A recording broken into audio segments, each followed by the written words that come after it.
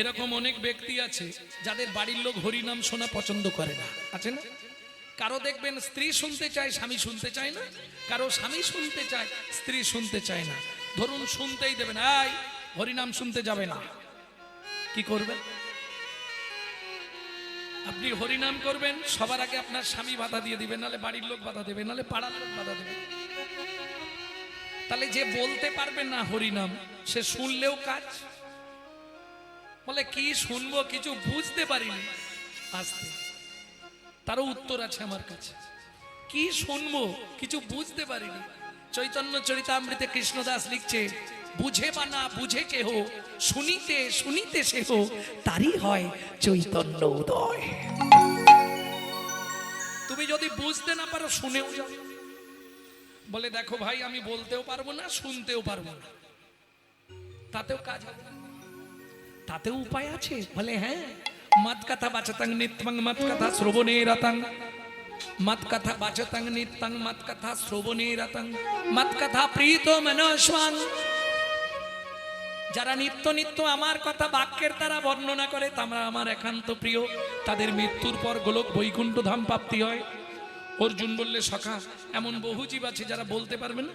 ভগবান বললেন মত কথা শ্রবণে রতং, তারা যদি নিত্য নিত্য শ্রবণ করে, এতেও তারা গোলকে স্থায়ী পাবে। অর্জুন বললে ও সখা, বলতেও পারবে না, শুনতেও পারবে না, তার কি হবে?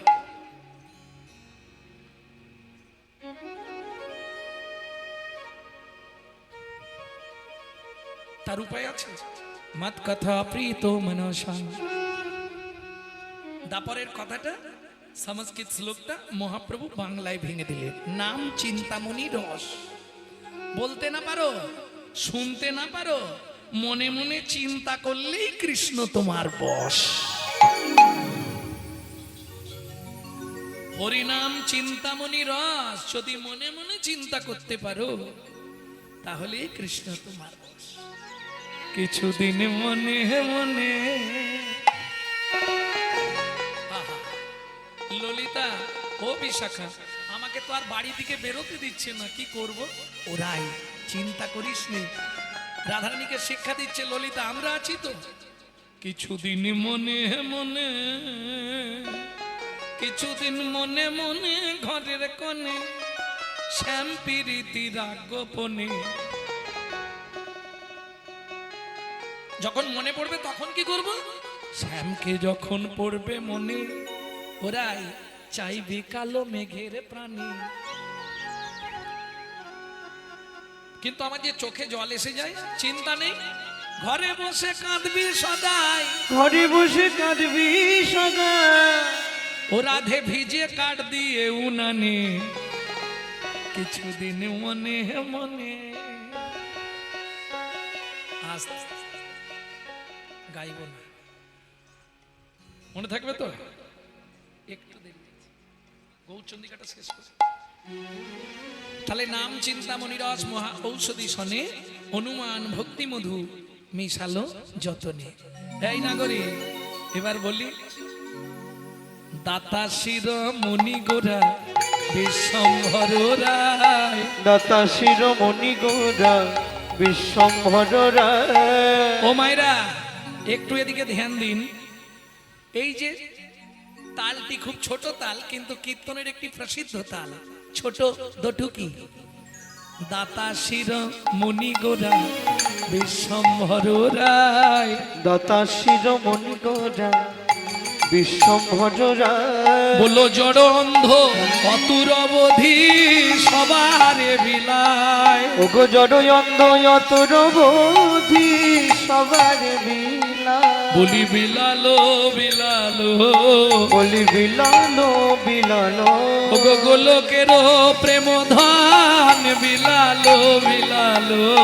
এই গোলকের প্রেম ধন বিলালো বিলালো।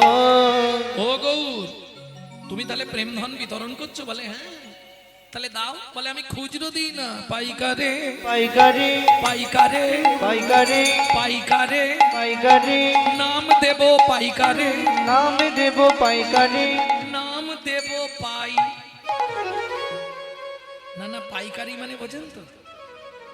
ওখানে কিন্তু ওই 1 কেজি 2 কেজি পাওয়া যাবে না, যা নিতে হবে এক পাল্লা, এটা একটা ব্যাপার পাইকার। আর একটা হচ্ছে পাইকারে, পাইকারি নাম দেব পাইকারে, নাম দেব পাইকারি, পাইকারে, পাইকারি। বুঝে নিলেন? আরে কেন আমরা যে এসেছি, বলে এইভাবে তো আমি দেবো না। কোথায় দেবে? দোকানে দোকানে দোকানে, দোকানে দোকানে দোকানে, পাইকারে দেব দোকানে, পাইকারে দেব দোকানে, আমি পাইকারে দেব দোকানে, পাইকারে দেব দোকানে, পাইকারে দেব দোকানে, পাইকারে দেব দোকানে, দোকানে দোকানে দোকানে। দাতা শিরোমণি গোরা বিশ্বম্ভর রায়, বিশ্বম্ভর রায়, দাতার শিরোমণি। ও মাইরা, শিরোমণি মানে সবার ওপরে। তাহলে সত্য যুগে বড় দাতা কে ছিল? এই রে, সত্য যুগের বড় দাতা। দু লাইন গাইব, গাইলে বুঝে যাবে।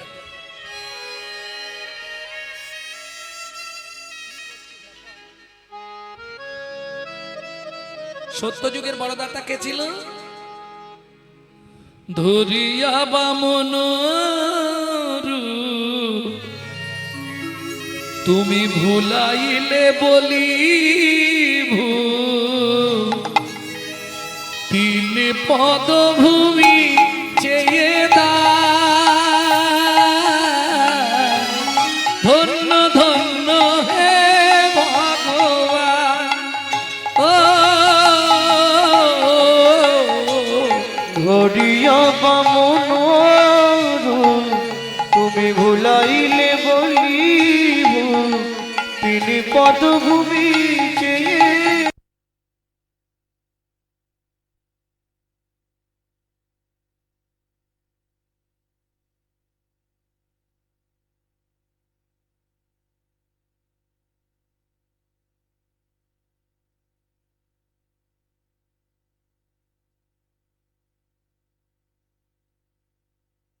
भज श्री कृष्ण चैतन्य प्रभु नित्यानंद श्री अद्वैत गदाधर श्रीवासदि गौर भक्त वृंद।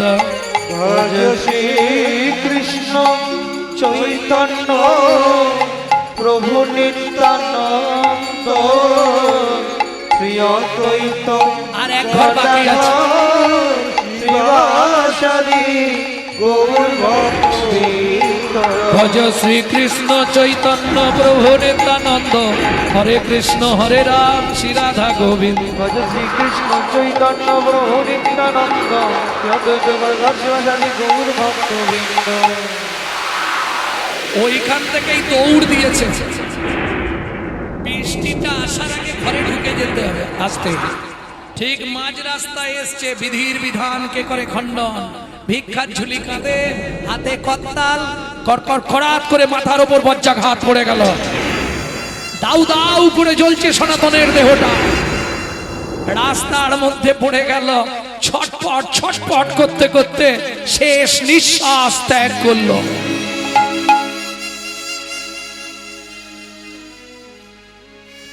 দূর থেকে পাড়ার লোকেরা দেখতে পেয়েছে, ওরে ভাই হাই দেখ দেখ দেখ দেখ, সনাতনের দেহতে আগুন ধরে গেল, বজ্রাঘাত পড়ে গেছে রে। বৃষ্টি থামলো, পাড়ার লোকেরা ছুটে এলো, কিন্তু ততক্ষণে সব শেষ। শুধু দুই কান দিয়ে রক্ত গড়িয়েছে আর গোটা দেহটা কালো ঝুল হয়ে গেছে।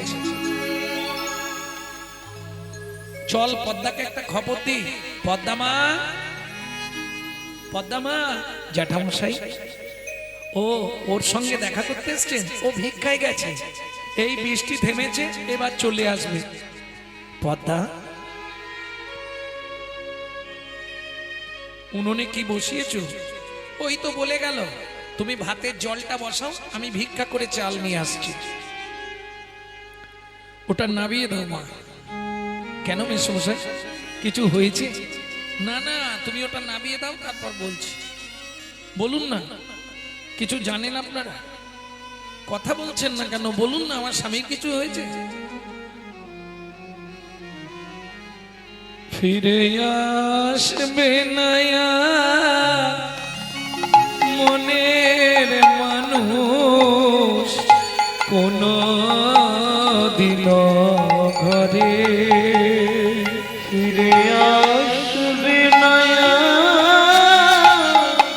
মনের মানুষ কোনো দিল ঘরে।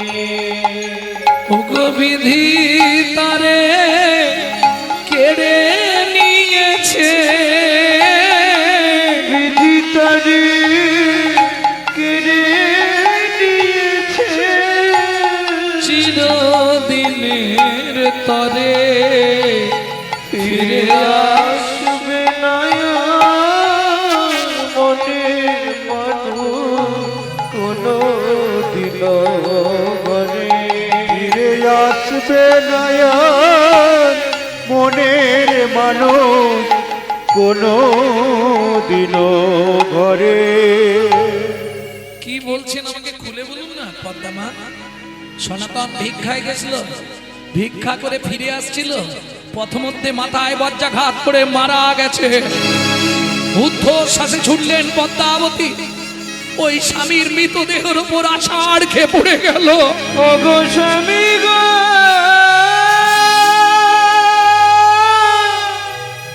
একবার কথা বলো, একবার ফিরে যাও।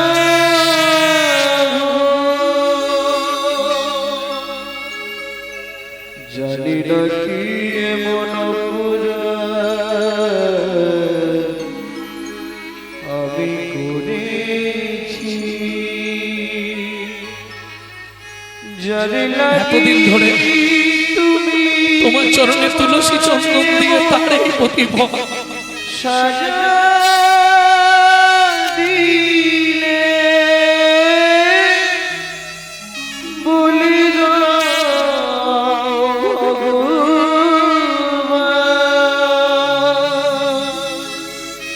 কোন জনমের অপরাধে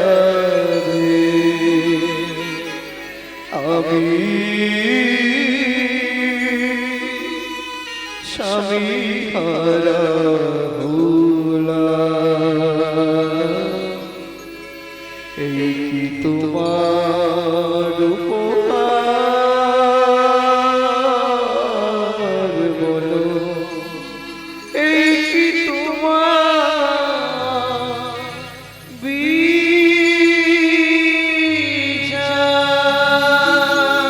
ও বিধির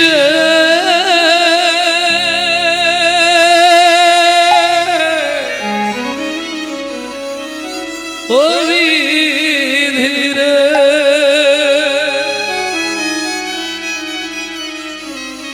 সুখের সাগর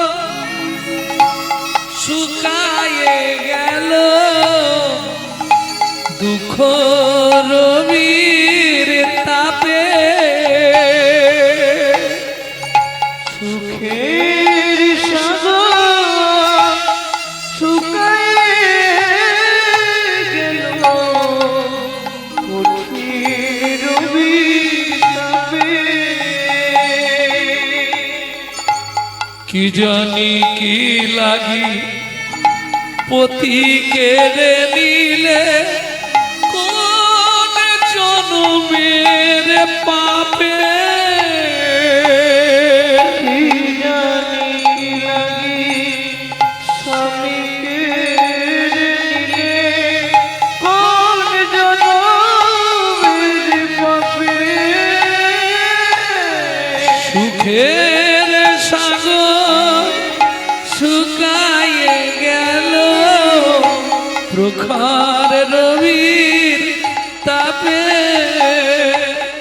সুখের সাগর শুকায়ে গেল, প্রখর রবির তাপে।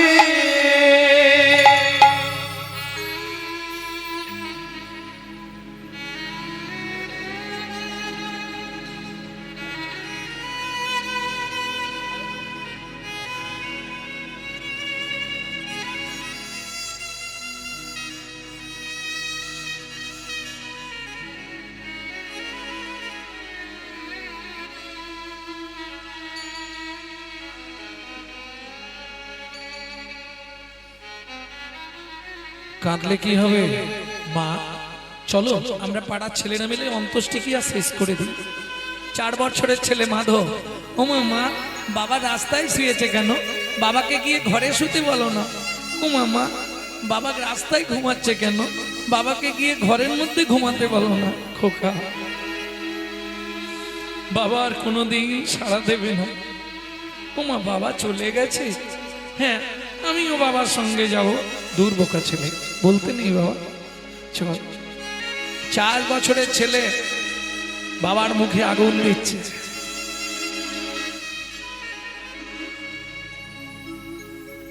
ওজন দাঁড়ির পাল্লা দুটো সমান হলো কি? হায় বিধাতা তোমার এমন বিচার দেখি।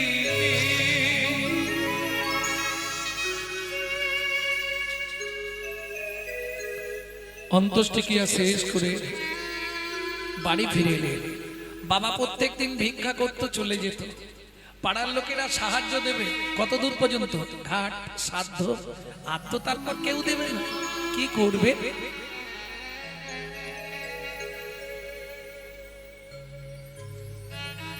ভক্তমণ্ডলী, ভক্তিমতী মায়েরা, দুঃখিনী মা পদ্মাবতী 4.5 বছর বয়সে ছোট্ট মাধুকে বাড়িতে চাবি দিয়ে রেখে লোকের বাড়ি কাজ করতে যায়।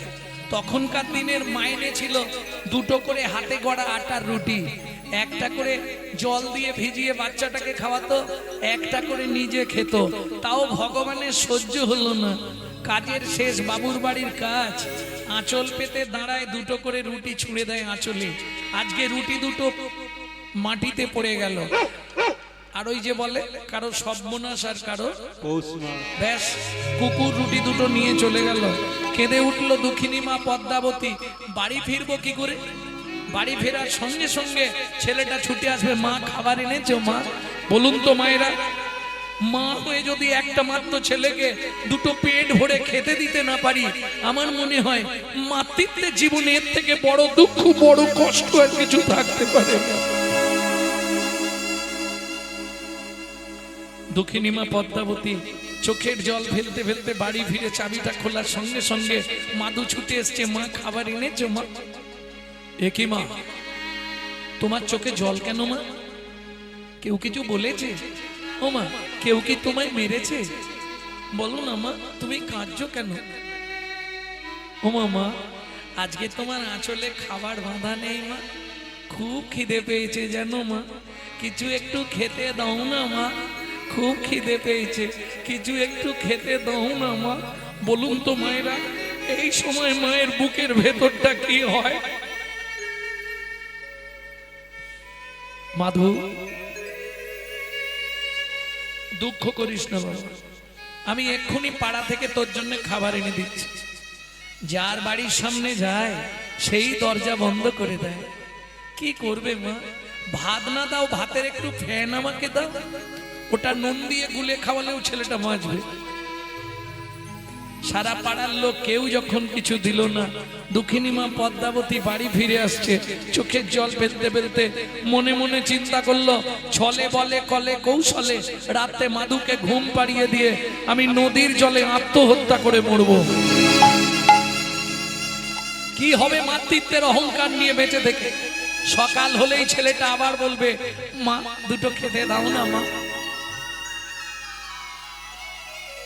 আজকে হয়তো কাহিনীটা অনেকের মনে হবে গল্প, কিন্তু এমন একটা দিন অনেক ফ্যামিলিতেই গেছে, অনেক ফ্যামিলিতে এরকম দিন গেছে গো। কারণ আমার মা লিভার ক্যান্সার নিয়ে 22 বছর বেঁচে ছিলেন, যার প্রেসক্রিপশনে লেখা ছিল 60 দিন বাঁচবে। মাকে বললাম, মা তোমার কি কি ইচ্ছা আছে বলো। মা বললে, বাবা কিচ্ছু চাইনি, একটা গোবিন্দ মন্দির করে একটু প্রসাদের ব্যবস্থা করে দেয়। দিনান্দার 6 মাসের মধ্যে মন্দির কমপ্লিট করে বিগ্রহ এনে প্রতিষ্ঠা করে নিত্য প্রসাদের ব্যবস্থা করে দিলাম। 22টা বছর মা প্রত্যেক দিন 1 লক্ষ করে হরিনাম করে চালিয়ে দিল। আমার জীবনের মহা সাক্ষী ছিল আমার মা। স্কুল যাব কিচ্ছু নেই, মা লোকের বাড়ি থেকে ফ্যান চেয়ে এনে নুন দিয়ে গুলে দিত, আমি খেয়ে স্কুল করেছি। এই কথাগুলো বলতে গেলে নিজের বুকটা আগে ফেটে যায়।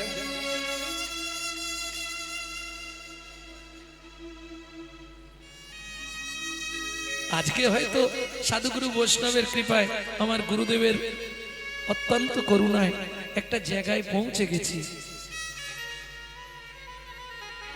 কারণ আমার জীবনে আর কোথাও বাকি নেই, হয়ে গেল। মুম্বাই, দিল্লি, বাংলাদেশ সবই হয়ে গেছে প্রায়।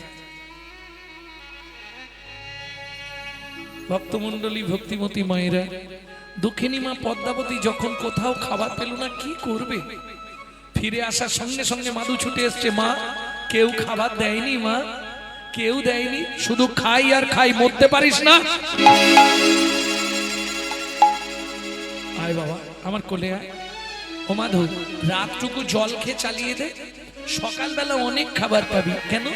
মা জানে আমি বেঁচে থাকতে কেউ ওকে খাবার দেবে না। কাল সকালে পাড়ার লোকেরা যখন শুনবে ছেলেটার মা মরে গেছে, সবাই খাবার দেবে। খিদের জ্বালায় মায়ের কোলে থাকতে থাকতে মাধু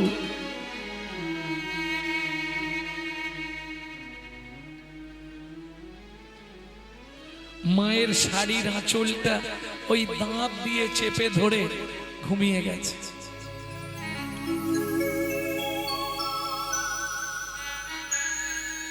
ঘুমিয়ে পড়েছে। দক্ষিণী মা পদ্মাবতী মাধুকে বিছানার উপর শুইয়ে দিয়ে ভগবানের উদ্দেশ্যে বলছে, হে ভগবান, শাস্তে বলে জীব দিয়েছেন যিনি, আহার দেবেন তিনি।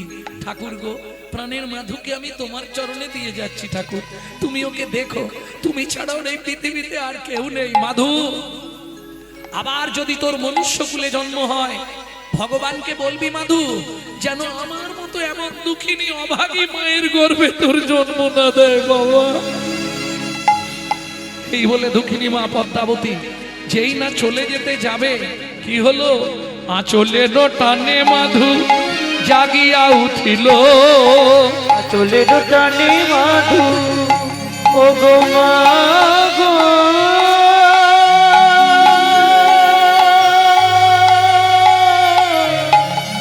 যেও না।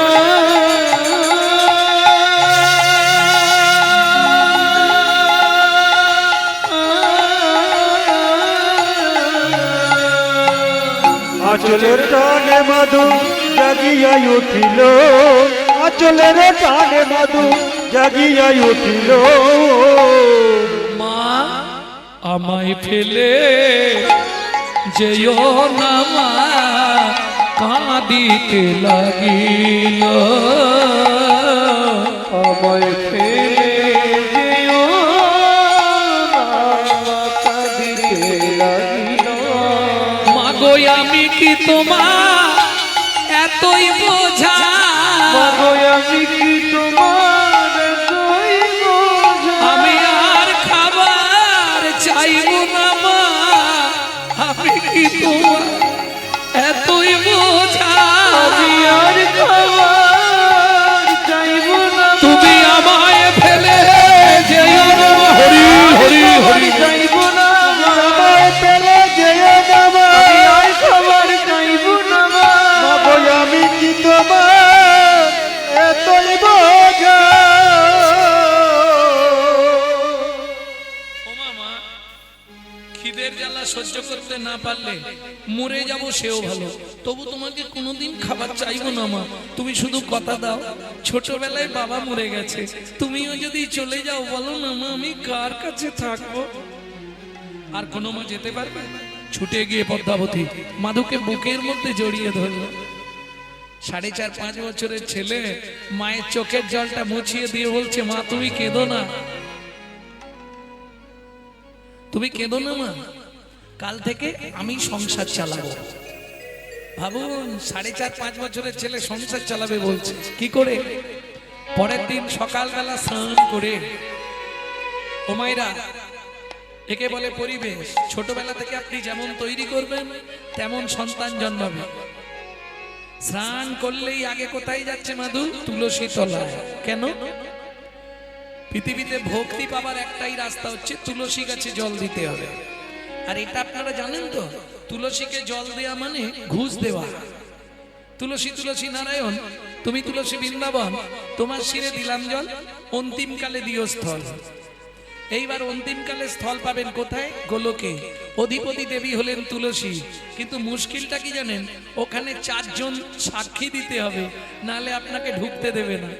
4 জন সাক্ষী আপনি কোথায় পাবেন? ভালো করে বুঝে নিন এই তত্ত্বটা, খুব গোপন তত্ত্ব, আমি আপনাদের বলে দিচ্ছি। এত কষ্ট করে, এত দুর্যোগের মধ্যেও আপনারা বসে আছেন, এর জন্য বলবো। 4 জন সাক্ষী কোথায় পাবেন? একজন আপনার হয়ে সাক্ষী দেবে সূর্যদেব, বাকি 3 জন কারা দেবে? ও মায়েরা, তুলসী গাছে জল দিতে গেলে 3টে নিয়ম মেনে চলবেন। কোনো সময় ভিজে কাপড় পরে তুলসীর সামনে যাবেন না। 2, তুলসীর সামনে গিয়ে মুখ ফুটে কোনো মন্ত্র বলবেন না। কেন? আপনার থুতু যদি তুলসীর গায়ে ঠিকরে পড়ে মহাপাপ হয়ে যাবে। আর 3, এক হাতে ঘটি ধরবেন না, এক হাত দিয়ে জল দেবেন না, আর 2 হাতে ঘটি ধরবেন না। একই জ্বালারে বাবা, এক হাত দিয়ে জল দেবো না আর 2 হাতে ঘটি ধরবো না, তাহলে জলটা দেবো কি করে? একটা হাত থাকবে ঘটিতে, আর একটা হাত থাকবে এই জায়গায়। এখানটা কি আছে? ঠিক কনুইয়ের বাঁ দিকে দেখুন একটা উঁচু ঢিপি আছে, ওখানে 3টে আঙুল দিয়ে দেখুন 3 দিকে 3টে গর্ত আছে। একদম আমি থাকতে থাকতে দেখে নিন, এরা 3 জন সাক্ষী দেবে। এরা 3 জন কারা? ওপরে যমুনা, নিচে সরস্বতী। উপরে যমুনা, নিচে সরস্বতী, পাশেতে গঙ্গা বয়, পাশেতে গঙ্গা বয়। কোন শুভ কাজ করিবার কালে, কোন শুভ কাজ করিবার কালে ত্রিবেণী সাক্ষী রয়। ত্রিবেণী সাক্ষী রয়। তোমরা 3 জনেতেই সাক্ষী রইলে, 3 জনেতেই সাক্ষী রইলে। বলি গঙ্গা যমুনা সরস্বতী 3 জনেতেই সাক্ষী রইলে। গঙ্গা যমুনা সরস্বতী, যেন কৃষ্ণ পদে থাকে মতি। হরি হরি হরি বল। সরস্বতী পরে থাকে মতি, গঙ্গা যমুনা সরস্বতী, জনেতেই সাক্ষী রইলে। জনেতেই সাক্ষী রইলে। তাহলে বুঝে নেওয়া হলো। চলুন তুলসীকে জল দিয়ে এইবার গোবিন্দকে প্রণাম করে বলে যাচ্ছে, তুমি যদি দাও তাহলে জুটবে, আর না দিলে জুটবে না। মায়ের হাতে একটা আগেকার দিনে সাদা সাদা কলাইয়ের জামবাটি ছিল, ওই একটা বাটি ধরিয়ে দিয়েছে, মায়ের হাতটা ধরেছে, রাস্তায় রাস্তায় ভিক্ষা করছে ওই 4.5-5 বছরের ছেলে। চোখের জলে বুক ভেসে যায়, মুখের দিকে চাও, একটি পয়সা দাও ও বাবু গো, একটি পয়সা দাও। চোখের জলে মুখ ভেসে যায়, মুখের দিকে চায়, একটি পয়সা দাও বাবু গো, একটি পয়সা দাও বাবু গো, একটি পয়সা দাও। গৃহেতে গোবিন্দ সেবা, ফিরিয়া তাকা, গৃহেতে গোবিন্দ সেবা, ফিরিয়া তাকা। চোখের জলে বুক ভেসে যায়, মুখের দিকে চাও, একটি পয়সা দাও বাবু গো, একটি পয়সা দাও বাবু গো, একটি পয়সা দাও। ও মাইরা, যে বাজার করে নিয়ে যাচ্ছিল, যে বাজার করে নিয়ে যাচ্ছিল, সে ব্যাগ শুদ্ধ বাজার দিয়ে চলে গেল। যে 1 বস্তা চাল নিয়ে যাচ্ছিল, সে 1 বস্তা চালই দিয়ে চলে গেল। এত ভিক্ষা পেয়েছে, এখন 6 মাস আর ভিক্ষাই করতে হবে না। একেই বলে কৃপা। ভক্তমণ্ডলী, ভক্তিমতী মায়েরা, কৃপা হয়ে গেল। দিন যায়, মাস যায়, বছর যায়, কতদিন গেল। প্রত্যেকটা জিনিসের সাইড এফেক্ট আছে, যাকে বাংলায় বলা হয় পার্শ্ব প্রতিক্রিয়া। যেমন দেখবেন খুব ছোটবেলা থেকে যেসব ভাইরা স্মোক করে, বিড়ি টিড়ি খায়, দেখবেন বুড়ো বয়সে গিয়ে ওদের একটা নিদেনের কাশি শুরু হবে, ওই কাশিতেই শেষ হয়ে যাবে।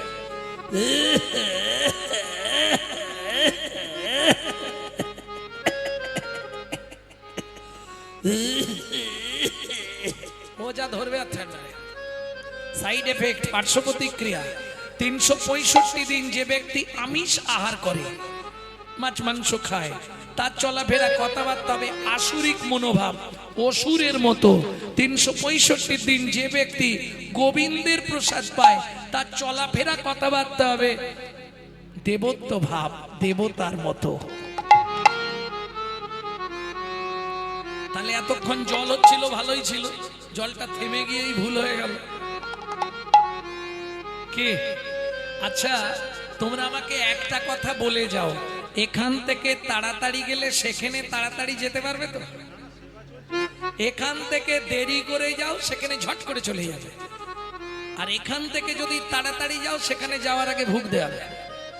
যত করবি চালাকি, যাবার আগে বিছানায় ফেলে রগড়ে রগড়ে মারবো, তখন বুঝবি জ্বালাকি।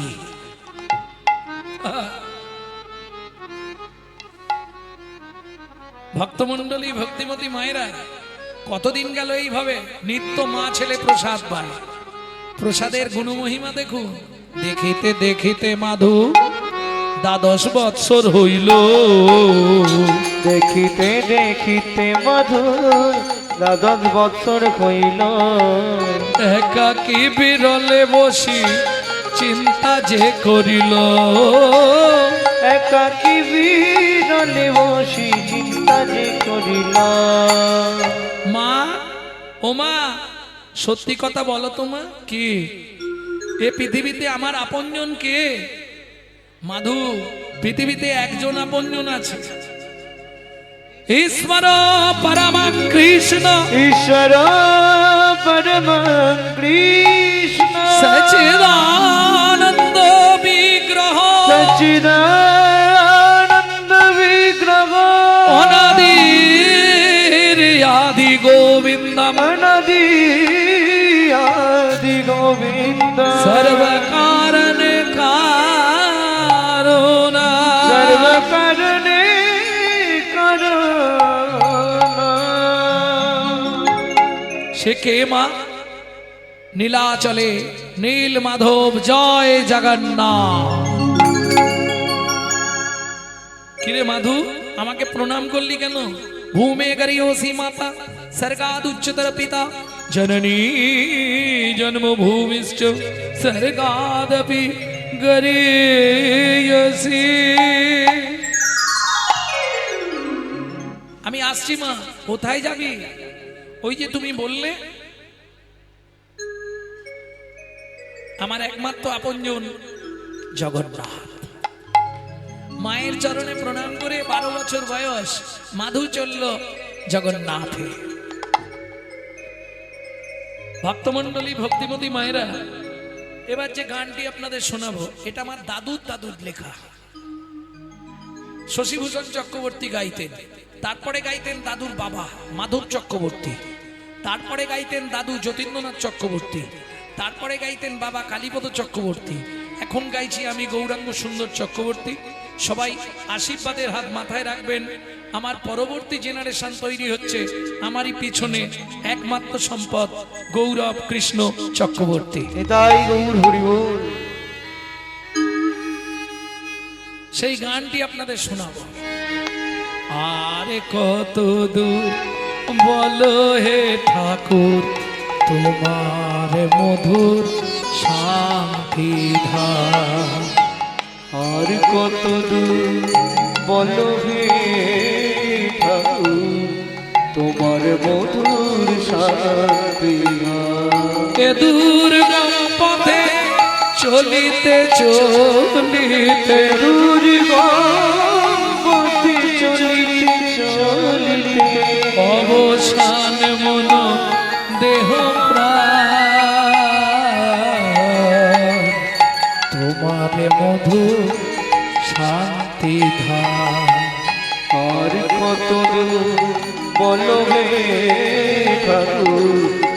তোমার মধুর শান্তি আর কত দূর বলো হে ঠাকুর তোমার মধুর শান্তি দাও। আপন বলিতে ভবে ছিল যারা দাগা দিয়ে বুকে চলে গেল তারা। আপন বলিতে ভবেছিল যারা দাদা দিয়ে বুকে চলে গেল তারা। আপন বলিতে ভবে ছিল যারা দাগা দিয়ে বুকে চলে গেল তারা। আপন বলিতে ভবেছিল যারা দাদা দিয়ে বুকে চলে গেল তারা। জরা ব্যাধিগ্রস্ত হয়ে বুদ্ধিহারা, জরা ব্যাধিগ্রস্ত হয়ে বুদ্ধিহারা। এ পথে চলার তো নাই বিরা। আর কত দূর বলো হে ঠাকুর আমার মধুর শান্তি দাও। আর কত দূর বলো হে ঠাকুর তোমার মধুর শান্তি এসে বসলেন কোথায়? পুরীর 2.5 কিলোমিটার আগে পিপুল বৃক্ষের তলায়। একদিন দুদিন নয়, 7 দিন 7 রাত অনাহারে অনিদ্রায় ভজন করছে। 7 দিনের দিন গভীর রাত্রিতে জগন্নাথ নিজ ঘরণী লক্ষ্মীকে ডেকে বললেন, লক্ষ্মী দয়াময়, আমাকে নিবেদিত 11 ভরি সোনার থালার ভোগ প্রসাদ মাথায় করে নিয়ে যাও। আমার এক ভক্ত ভজন করছে, আজ 7 দিন হয়ে গেল অনাহারে অনিদ্রায়। ভক্তের সেবা করিয়ে এসো, আগামীকাল একাদশী। ভক্তের সেবা যদি না হয় ভক্ত খুব কষ্ট পাবে। এদিকে মাধুদাস ভজন করছে, ওদিকে গভীর রাত্রিতে মা লক্ষ্মী জগন্নাথের নিবেদিত 11 ভরি সোনার থালার ভোগ প্রসাদ মাথায় করে নিয়ে আসছে। মন ও মন বল, মন বল, হরি মুরারে মুকুন্দ সে যে জগদা নন্দ।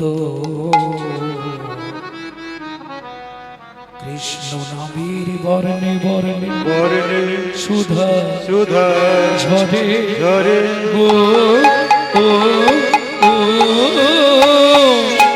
হরি মুরারি মুকুন্দ জগদানন্দ কৃষ্ণ নামের বর্ণে বর্ণে সুধা ঝরে গো গো গো। বুকে ভরে যাবে। ও মায়েরা, এই যে এত দুর্যোগের মধ্যে এত রাত্রি অবধি বসে আছেন, লাভ কি হবে?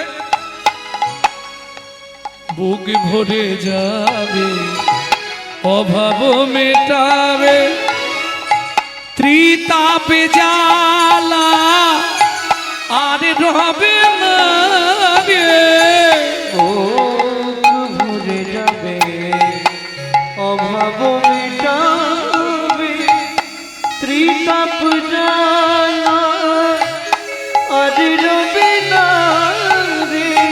ভজরে অন্ধ চরণার বিন্দ। বড়া বজরে অন্ধ চরণারুবি। সেই না হরে কৃষ্ণ হরে হরে এ এ এ